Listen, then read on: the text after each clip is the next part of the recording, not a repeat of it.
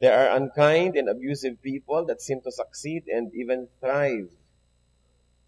There are wicked people who become rich or famous or powerful or all of the above. Bakit po ba ganun? Kuminsan yung mga what we call bad people who have such good lives. Where is God and what is God's word in all this? Kung ito po inyong katanungan o katanungan ng mga nagtatanong sa inyo, atin pong pagbulay-bulayan, ihingi sa Panginoon ng katugunan. Ang pag-aaral natin pinamagatang, why do good things happen to bad people? Bakit may mga mabubuting bagay na nangyayari sa masasamang tao?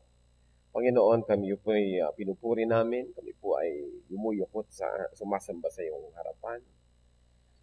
Patawarin niyo po kami sa aming mga kasalanan, Panginoon. Linisin niyo po kami. Pakabanalin niyo po kami by washing us with the blood of Jesus. We declare ourselves your people, your protectorate, your church, your flock. And you, Lord Jesus, are the sheep. We are the sheep of your pasture, O Lord Jesus. We are the sheep of your church, and you are our shepherd. Humihingi kami, Panginoon, ng karunungan. Karunungan mapag-aralan namin ng iyong salita, at nawa sa pag-aaral na ito, kayo po ang tunay na maging tagapagturo. Kayo ang maging tagapagsalita. Use your servant as your footstool. Lift up only yourself. Bless your people, and let your wisdom flow from your heart, O Lord, into ours. In the name of Jesus, we reject all lies, all half-truths, all deceptions. And we pray, Lord, that you're going to give us sensitive spirits that we may recognize the truth from falsehood and that you may liberate us with your truth. Lead us, Father, in the name of Jesus. We reject and drive away any presence of evil and frustrate any plans of evil against this holy assembly in the name of our living God. And Father, we pray that you may take delight in your people, that you may be our speaker. We seek you, Father, in Jesus' mighty name. Why do good things happen to bad people? Bakit parang hindi agad nabibigyan yata ng justice ang maraming tao, maraming gumagawa ng masama, parang nagkakapremyo pa. Ang tanong, why do good things happen to bad people and not to the good only? Bakit hindi na lang para sa mabubuting tao ang lahat ng mabubuting mga pangyayari? Unang-una po, no one is really good. Kung ire-reserva po natin ang lahat ng good things to happen only to good people, then nothing will happen because no one is really good. Psalm 14 verse 3, all have turned aside. They have together become corrupt. There is no one who does good, not even one. So no one does good. Walang taong mabuti at walang taong gumagawa ng mabuti. Sabi ng atin pong binasa na Psalm chapter 14, verse 3. Isaiah 53, we all, like sheep, have gone astray. Each of us has turned to his own way, and the Lord has laid on him the iniquity of us all. Tayo day parang mga tupa na nagkandaligaw-ligaw. Bawat isa ay naligaw na ng landas. At ang Panginoong Diyos Ama sa langit ay inilagay sa Diyos Anak at sa Kanya siningil ang kasalanan natin at pagkakamaling lahat. Alam niyo po, yung mga tupa ay madaling maligaw, madaling malito, madaling matakot. Kaya nga siguro ang ginawang metaphor para sa ating mga anak ng Diyos ay tupa. Naliligaw madalas, nagkakamali, nalilito, madaling mahulog sa mga bangin-bangin, lagi na lamang inaalagaan, pinapaalalahanan, parang hindi na natuto. Ano pong sinasabi tungkol sa atin ng Isaiah 53 verse 6? All have gone astray. Lahat ay naligaw. Romans 3:23, for all have sinned and fall short of the glory of God. Ano naman ang sinasabi sa atin ng Book of Romans? All have sinned. Kaya pag sinasabi natin, why do good things happen to bad people? Sino yung bad na tinutukoy nyo? Ang ating kapwa at sa lagay tayo hindi bad? The Bible, the Word of God tells us, no one is righteous, not even one. Paminsan-minsan, righteous tayo. Pero lumalampas po ba ang isang maghapon na hindi tayo nagkakaroon ng unrighteous thoughts, unrighteous intentions, unrighteous deeds? Kaya para sabihin natin, why do good things happen to bad people? Immediately, we are labeling other people as the bad ones. At parang tayo ay hindi. Kahit nga po mga inosenteng bata sa tingin natin, even innocent children, are not altogether clean. Psalm 51 verse 5. Surely, I was sinful at birth, sinful from the time my mother conceived me. So sinasabi po dito, ipinaglilihi pa lang ako, may kasalanan na ako. Maybe it is not a personal sin, but it is generic racial sin. Sin of the human race that stains us all. At nakita nyo, kahit mga tinatawag natin mga mumunting angelitos, angelitas, mga maliliit na bata, sobrang makasarili. Sobrang mga selfish. Pagka gustong laruan, hindi mo binigay, iiyak ng iiyak. Laruan ng may iba, aagawin. Kahit ano, basta sarili lang ang iniisip. Ang bata-bata pa. So, sino ngayon ang makaliligtas sa magsasabing, hindi ako bad? Para sabihin yung, why do good things happen to bad people? As if bad is second or third person and not per person, I or me. There are no genuinely good people. Some are just less bad than others. Walang mabuting tao. Meron lang na di gaanong kasing sama ng iba. Pero ang lahat ay may karumihan. Kaya ang lahat ay kailangan ng pagliligtas ng Panginoon. Ang lahat ay nangangailangan ng grasya, hindi ng justice. Because if the justice of God would prevail, we will all go to hell. May mga nagrereklamo pa, Pastor, unfair naman po ang Diyos. Bakit may mga pupunta sa hell? Talagang unfair ang Diyos. Kasi kung fair ang Diyos, lahat tayo dapat pupunta sa impyerno. Kaya talagang unfair siya. Ang nagwo-work sa kanya ay justice madalas. Kumisan kasi pag sasabing unfair ang Diyos, bakit may mga masasamang pupunta sa langit? Bakit naman yung kilala kong masama? Sayang naman na born again pa. Pati ba siya, maliligtas na rin? At anong gusto nyo? Kayo lang na makasalanan ng maligtas? Because all have sinned and fall short of the glory of God. So, pero hindi naman. Ako naman yung mga maraming mabubuting gawa. Nagtatights nga ako, nag-offering ako, nagtuturo ako sa Sunday school. Man's best deeds are just like rags to God. Ang pinakamalilinis at pinakamabubuti nating gawa ay para lang mga basahan sa harap ng Diyos. Kung ikukumpara sa kanyang tunay na kalinisan. Isaiah 64 verse 6. All of us have become like one who is unclean, and all our righteous acts are like, what? Filthy rags. We all shrivel up like a leaf, and like the wind, our sins sweep us away. Para lang tayo mga tuyong dahon na hinihipan-hipan ng hangin, kung saan dalhin doon nadadala, yun lang po ang ginagawa ng ating kasalanan. Parang malakas na hangin, na hindi natin maiwas-iwasan, tayo ay dinadala dito at sinisiklot-siklot doon at dito. To label some people as bad is almost self-righteous, mga kapatid. Huwag kayo nagsasabing, yan masama. Kasi pag sinabi niyong masama siya, ibig sabihin alam niyo kung ano ang mabuti. At kung alam natin kung ano ang mabuti, tungkulin natin gawin ang mabuti at maging mabuti tayo. James 2 verse 10, for whoever keeps the whole law and yet stumbles at just how many? 1 point is guilty of breaking all of it. Kahit sinusunod mo ang 9 sa 10 utos, meron kang isang hindi nasunod, sa tingin ng langit, lawbreaker ka na rin. Hindi na ibig sabihin na isa lang ho naman, ba't siya 5? Pareho lang kayong lawbreaker. Magkaiba lang ng degree. Kaya sabi, kahit na sinisikap mong sundin ang lahat ng utos, pero isa lang hindi mo nasunod, guilty ka ng lahat ng yan. Ano pang ibig sabihin nito mga kapatid? No one is righteous before God. Walang banal, walang malinis. All have sinned and fall short of the glory of God. Nobody is sinless. Walang mga sin pecado concebida, walang mga conceived without sin. The Bible said, all have sinned and fall short of the glory of God. So, kaya kailangan po natin ng tagapagligtas. Kailangan nating lahat. Sapagkat kung asa lang tayo sa ating sariling gawa at kaligtasan, walang maliligtas. If you break one of the laws, you break all So lawbreakers tayo lahat. Paano tayo ngayon tinatawag sa Bible na saints? Clean, holy ones. Because when you believe in Jesus, the blood of Jesus cleanses you from all sin. Nagkakaroon po kasi ng exchange. Kinukuha natin ang kasalanan natin, kinukuha ng Panginoong Jesus. Ang kabanalan niya, kinukuha natin. Tayo yung nagiging banal, siya yung naging makasalanan, kaya siya namatay at naparusahan para sa atin. Paano yung hindi tatanggap kay Jesus? Walang kumuha ng kasalanan niya. Wala siyang pinagkunan ng kalinisan. Di dala-dala niya yung sarili niyang karumihan. Kaya nga siya mapapahamak. That's why without Christ, there is no salvation. Unless a man is born again, he cannot see the kingdom of God. Kaya hindi po tayo dapat self-righteous. Pag nagre-reklamo tayo, sabihin natin, bakit ito masama kung mangyayari sa kanya? Mabuti. Anong ibig sabihin niyo? Kayo mabuti. So no one is really good. That is one thing that we should always remember. Huwag din tayo naghahanap ng perfection sa ating mga Bible study leaders, sa ating mga elders, deacons, pastors. Lahat po tayo pare-pareho lang na nakatindig sa grasya ng Diyos.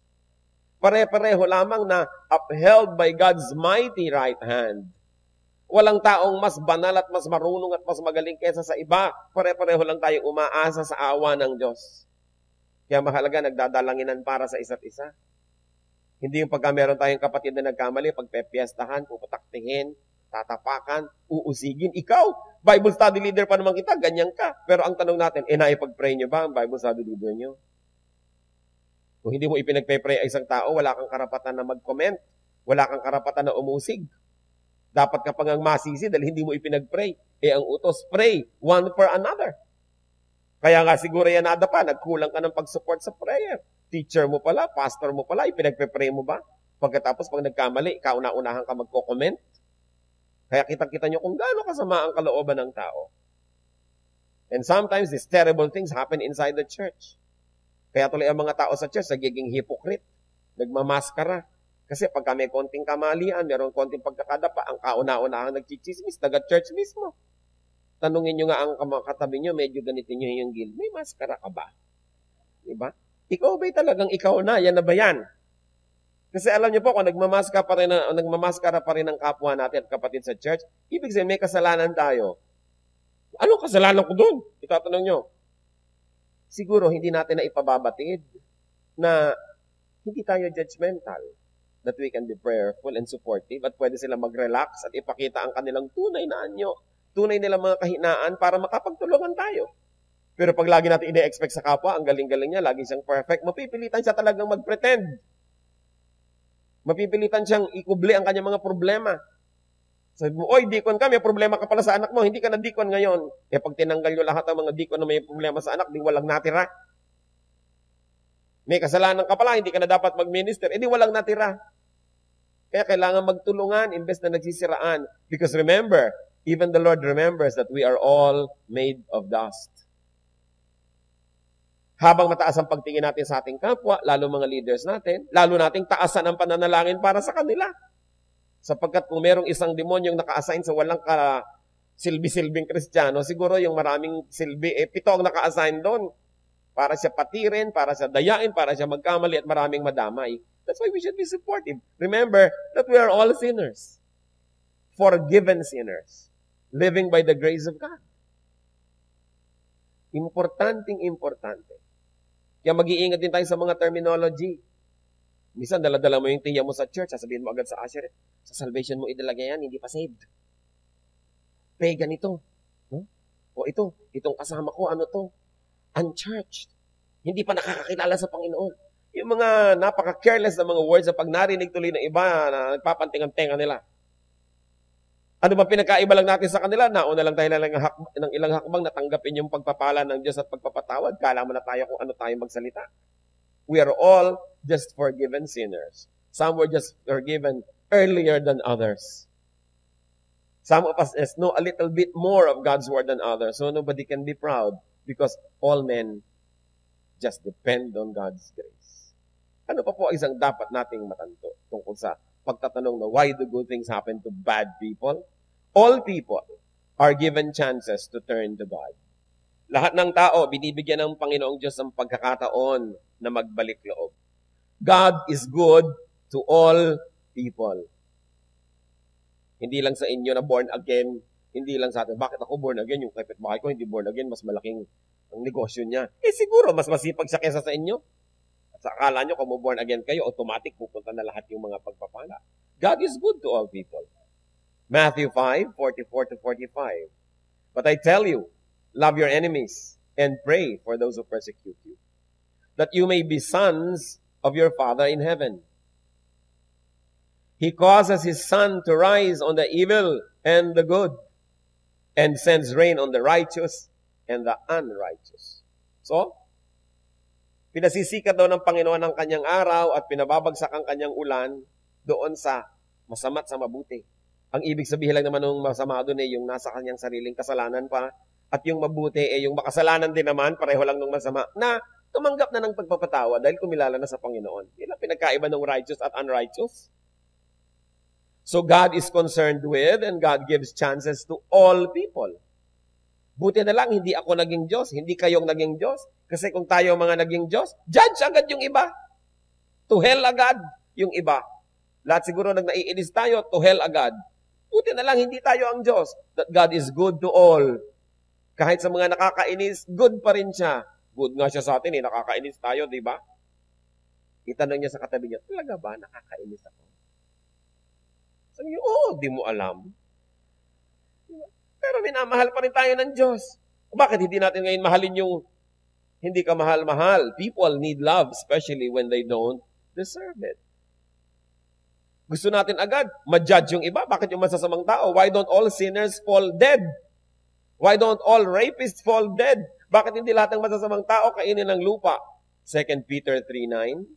The Lord is not slow in keeping His promise, as some understand slowness.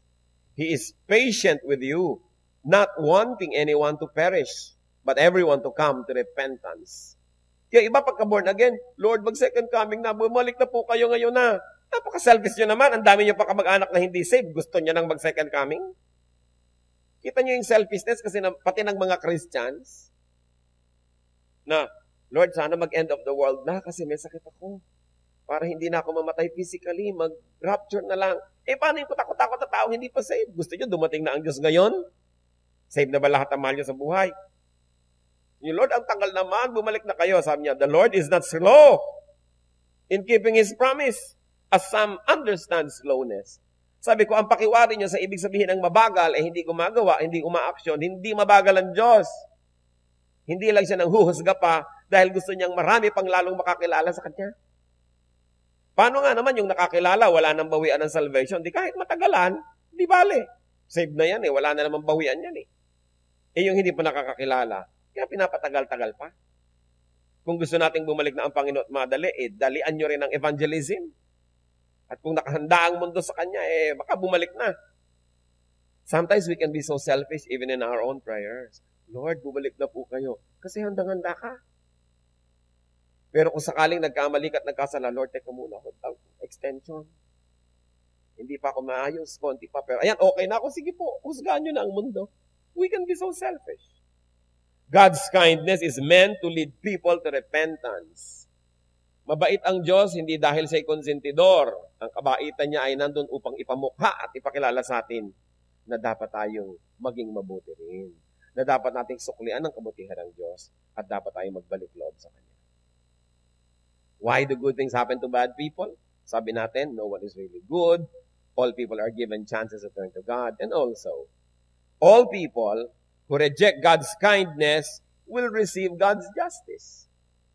Lahat ng tao na nag-i-ignore, nag-a-abuse ng kabutihan, ng pagpapasensya, ng pagtutuwid ng Panginoon, ay may araw din.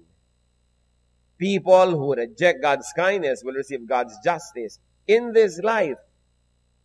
Dito pa, may parusa na. And also in the next. Proverbs 29:1.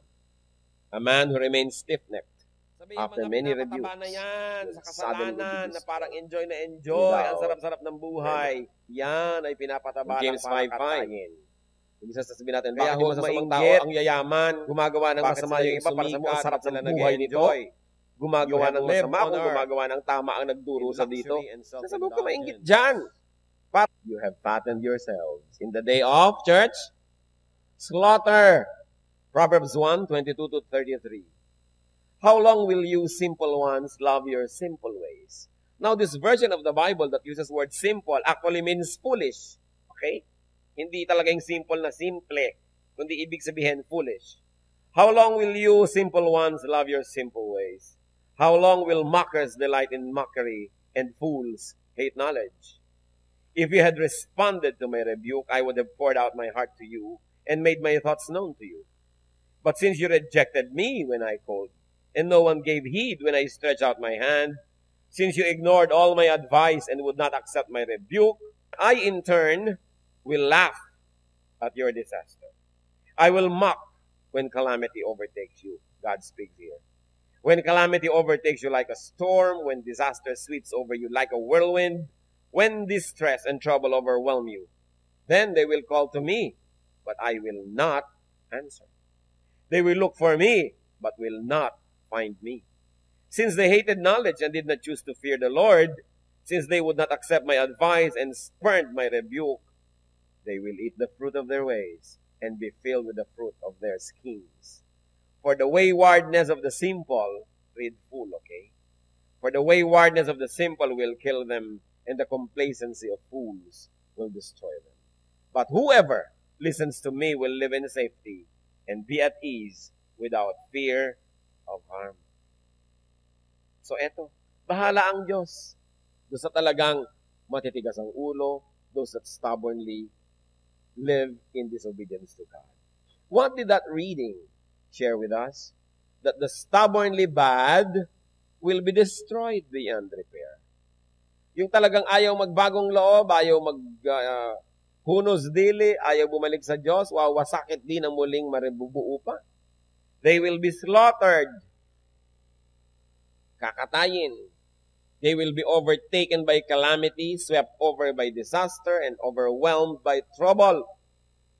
In other words, yung tatlong sunod-sunod na ito, isa lang ibig sabihin, sila ay dadaanan ng kutakot na dilubyo na hindi nila makakayang harapin. Sila itatawag but not be answered by God. They will be ignored by God. Pag nanalangin sila, hindi diringgin. At pagka sila ay hirap na, they will look for God but not find God. Hindi lahat ng naghahanap ay makakakita. Pagkatapos na ang deadline mo, tapos na ang quota mo, di mo na makikita. They will eat the fruit of their ways. Kung anong kanila itinanim, mayaanihin nila. They will be killed. And to top it all, they will be laughed at by God.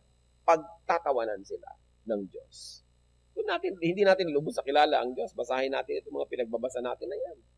Pinagtatawanan pala niya yung mga nahihirapan at nagdurusa. Kung yung mga yon ay sa kabila ng napakaraming paalala, napakaraming turo ay nagbingi-bingihan at nagpatuloy sa katigasan ng ulo, kahit dumating ang panahon na tatawag na sila sa Diyos, di na sila diringgin.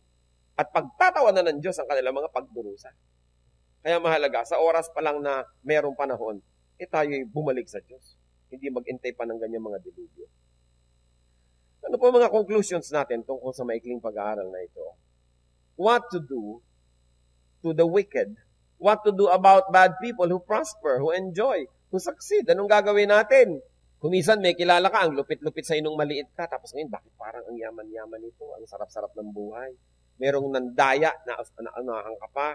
Merong gumawa sa ng masama, maasenso. What do we do? First of all, brothers and sisters, do not judge them. It is for God to judge. Huwag niyo sasabihin, sila masama. Sila ganito, sila ganon. Matthew 7:1, do not judge, or you too will be judged. Pag sinabi mo kasi ito masama, ibig sabihin dapat mabuti ka kasi alam mo pala kung ano yung masama. Nagiging kang very responsible dapat. Another thing that we should do about people who we consider are bad and having a good time, do not do evil to them. Do not return evil for evil. Una, huwag silang huhusgahan. Pangalawa, huwag silang gagawa ng masama, komo sa tingin natin masama sila. Matthew 5:43-48. You have heard that it was said, love your neighbor and hate your enemy. But I tell you, love your enemies and pray for those who persecute you, that you may be sons of your Father in heaven. He causes His sun to rise on the evil and the good, and sends rain on the righteous and the unrighteous. Tapos ibinigay niyo yung argumento, bakit dapat gumagawa tayo ng mabuti kahit sa masama. If you love those who love you, what reward will you get? Are not even tax collectors doing that? And if you greet only your brothers, what are you doing more than others? Do not even pagans do that? Be perfect, therefore, as your heavenly Father is perfect. A very intriguing teaching. Sabi, kayo, para matawag na tunay na anak ng Diyos, dapat gumagawa kayo ng mabuti sa masama. Bakit? Kung ang Diyos nga gumagawa ng mabuti sa masama, nagpapaulan, nagpapaaraw, doon din sa masama, para rin yung kanyang halaman ay tumubot mamunga, di kukumpihin natin ang ginagawa ng Diyos. Siya ay mabuti kahit sa masama. At sabi niya, kung kayo mabuti lang doon sa mabuti sa inyo, binabati nyo yung bumabati lang sa inyo, minamahal nyo yung nagmamahal lang sa inyo, di ba kahit mga taong hindi kumikilala sa Diyos ganun? Hindi ba kahit nga masasamang taong tinatawag natin mabubuti ring magulang, mabubuti ring kapatid? Hindi ba kahit mga suplada batiin may bumabati rin naman? So ano pinagkaiba kung babatiin mo lang yung bumabati sa iyo, katulad ka rin ng iba dyan? Sabi, pero dahil anak ka ng Diyos, dapat iba. Binabati mo yung hindi bumabati, gumagawa ka ng mabuti sa hindi gumagawa ng mabuti sa iyo, then masasabing, iba ka nga, anak ka nga ng Diyos. At tapos biglang ang ending, be perfect, therefore as your heavenly Father is perfect. Perfection here does not mean 100% holiness, kasi it is unachievable. Ano yung sinasabing be perfect? In the context of that whole paragraph, perfect means not returning evil for evil. Perfect means being good even to the bad. Kasi pag sinabi mong you should be perfect because your heavenly Father is perfect, hindi naman moral perfection yung pinag-uusapan dito. Ang sinasabi, ang Diyos mabuti kahit sa masasama. So ang ibig sabihin pala dito ng paggamit ng word na perfect, mabuti ka dun sa masama, therefore perfect ka. Kasi paano mo susundin yung be perfect? Impossible. But the whole idea of the paragraph gives us a clue as to the meaning of the usage ng word na perfect. So you should be perfect. Don't return evil for evil. Do good even to the bad. Do not even wish bad things for them. Kasi yung mga panalangin natin, mga hiling natin para sa kapwa, have a very mysterious way of returning to us. Yung sinasabi ng iba, talbog sa akin, dikit sa iyo. No? Pag nagsasabi tayo ng mga masasama laban sa kanila. What else do we do to what many people call bad people? Do not envy them. Proverbs 3:31-33. Do not envy a violent man or choose any of his ways.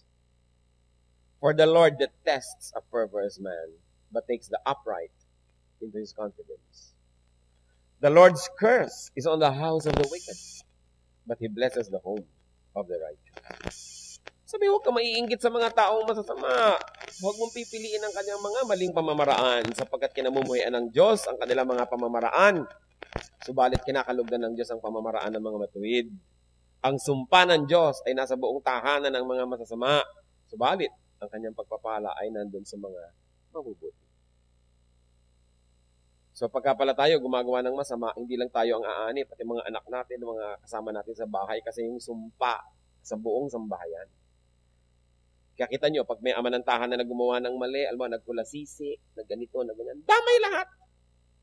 Kahit ina ng tahanan, gumawa ng mali, damay lahat. Pag may anak gumawa ng mali, nag-drugs at lahat-lahat, damay lahat, pati hikaw ng nanay nawawala. Damay lahat talaga. Nagkakadamay-damay. Kasi may sumpa. Kaya mahalaga, binabantayan natin yung tahanan natin na bawat member accountable to each one. Sabihin ng iba, wala kayong pakialam sa akin, sa katawan ko, kahit ihampas ko to sa apat na sulok ng Intramuros. Katawan ko ito, it's my body, it's my life. Paano mangyayari sa ating mga Pilipino na ikaw ay napahamak na hindi madadamay lahat ng kamag-anak mo? Kaya kung sabihin, it's my life. Damay-damay tayo. Kaya tayo may pananagutan sa isa't isa. What else do we do or not do when it comes to interacting with evil or bad people? Do not join them.